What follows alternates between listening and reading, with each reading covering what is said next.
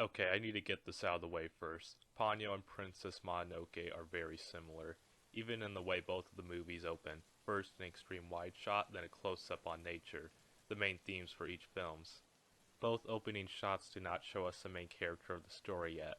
Also, both movies are named after a major female character in the story who is not the main character. However, that could just be a coincidence.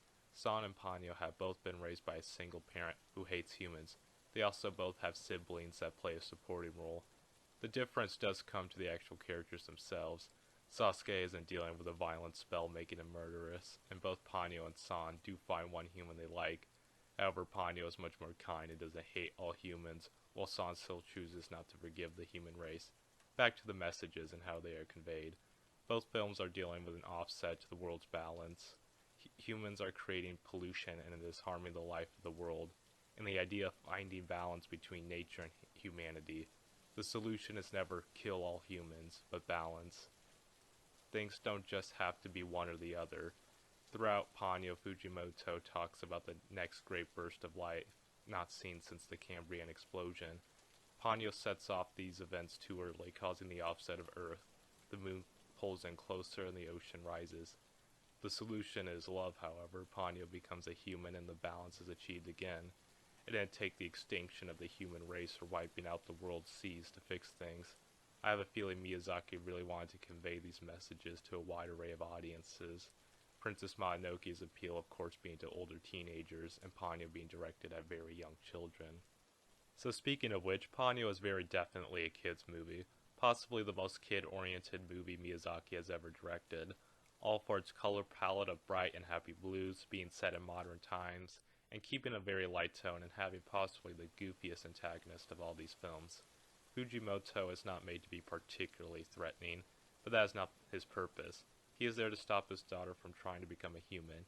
He is a bit blinded, not realizing his daughter just wants to go through the same type of transition he went through. He went from human to God, and she wants to go from God to human. Now, I'm not sure if everyone would make that same decision here, but the message here is love. Ponyo loves Sasuke, so she wishes to be a human. Love is more important than any of the magic she has. In the end, Fujimoto does grow and lets Ponyo go. The dynamic between Ponyo and Sasuke works well. Ponyo's father is always around, but her mother is usually absent, and Sasuke's mother is always around, and his father is the one who is mostly absent. Sasuke shows empathy by breaking Ponyo out of the jar he found her in, and Ponyo heals the wounds Sasuke got from it. Just some extra things. This movie has an opening credit sequence, and unlike the ones for Nausicaa and Castle in the Sky, it doesn't show us what has happened, but what will happen. Also, when that mother's driving makes for some of the most intense moments of this movie. Also, credit to the filmmakers for honestly making the most realistic depiction of a mother I have ever seen in a film. Trying to balance being just a person with all the stress in her life and trying to raise a kid. I appreciate this movie for not treating me like I am stupid. There isn't an attempt at a joke every 3 seconds to keep my attention. It keeps my attention by being a good movie, and by also just looking incredible. All the ocean life looks so magical and phenomenal. However, I can't say I would expect any less from Studio Ghibli, but just the little things like how the color of the bucket Sasuke has is green and not gray or black or any other neutral color. The green makes the bucket more inviting as the color of life and safety, or how the house they live in is on a cliff and completely self-dependent with its own generators and water supply, showing how the mother has lived an independent life without much outside help. Also, another nice culinary scene, some absolutely delicious looking ramen.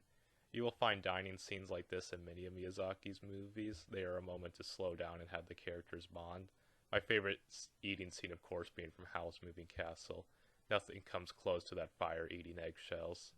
Ponyo tells us that it is worth it to be a human, despite the hardships and often stresses of life. The relationships we have and love bring it all together. Well, that's all I got for today's video, and as always, thanks for watching. Ponyo's siblings are perfect fish stick size.